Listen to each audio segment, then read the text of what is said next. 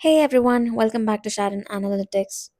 Today we're learning about dispersion, which simply tells us how spread out our data is.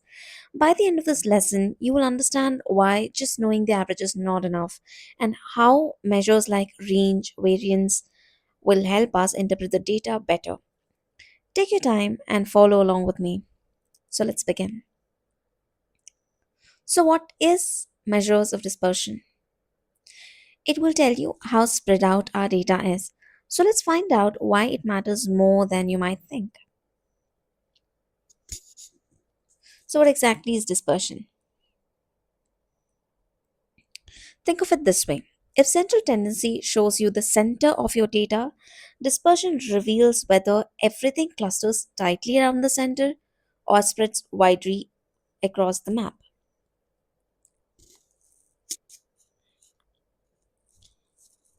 Now, the measure of center, like the mean, is basically useless without the measure of dispersion. And here's why. If there's low dispersion, it means the data is consistent, predictable, and reliable. It is always at low risk. Data points are always clustered around the mean. In high dispersion situation, inconsistent, unpredictable, unreliable, high risk, this is the kind of data we'll be dealing with. So the data points scattered widely from the mean. So let's take an example. A river has an average depth of 3 feet. Sounds safe to cross, right? But not so fast. Without knowing the dispersion, you're missing the critical information that could actually save your life.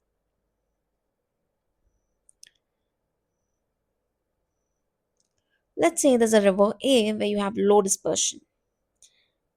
In this case, the average height is 3 feet of the river, but at every point, the height is 2.53, 3.5, 2.8, 3.2, etc. Which is more or less 3 feet. That means all these data points are clustered around the mean.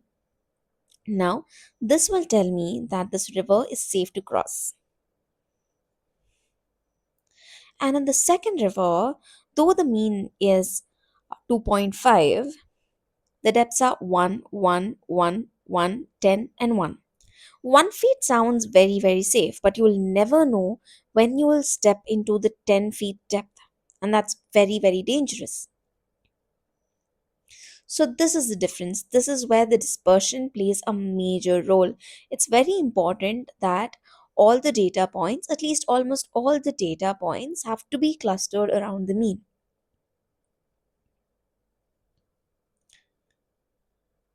Now, let's meet two students, student A and student B. Both have exact mean score of 85. But are they really same? Let's see. Student A scored around 84, 85, 86, 85, 85. Very low dispersion, which means he's very consistent and reliable. You will know exactly what you're getting every single time. But in the case of student B, the scores are 60, 100, 90, 70, 100. The dispersion is very high. It's a hit or miss case. It's completely unpredictable. Same average, but totally different student. Now let's calculate. Let's look into the total deviation from mean for both students to see the real difference. In student A's situation, the total sum of distances is 2. In student B situation, the total sum of distance is 75, which is too high. If you are not understanding this at this point, it's completely fine. I would recommend you to pause this video and just look into the calculations and you'll find it really, really simple. Now, in these two situations, we can understand that students B's total deviation is 75. That is 37.5 times larger than student A. The numbers prove that student A is more reliable and consistent. Now let's look at a case study. A factory manager reviews two packaging teams. Both average 100 boxes per hour. Should they be managed the same way? Let's see. There's two teams, Team Alpha and Team Bravo. Now, T Alpha standard deviation is 3 boxes and Bravo's is 20. Now, what's changing? Team Alpha is more predictable. 95% of the time, they pack 94 to 106 boxes, perfect for planning, deliveries, and making promises to the customers. But with Team Bravo, it's a chaotic output. Some hours it's 120 boxes and others 80, 60, or even less. We do not know. So it's impossible to plan. It's the same mean, but the manager's nightmare. So the manager's real issue with the Team Bravo isn't their average speed, it's their inconsistency. The mean hit this critical problem completely. Only the standard deviation revealed the truth. This is why dispersion matters. It uncovers the risks and patterns that average alone will miss every single time.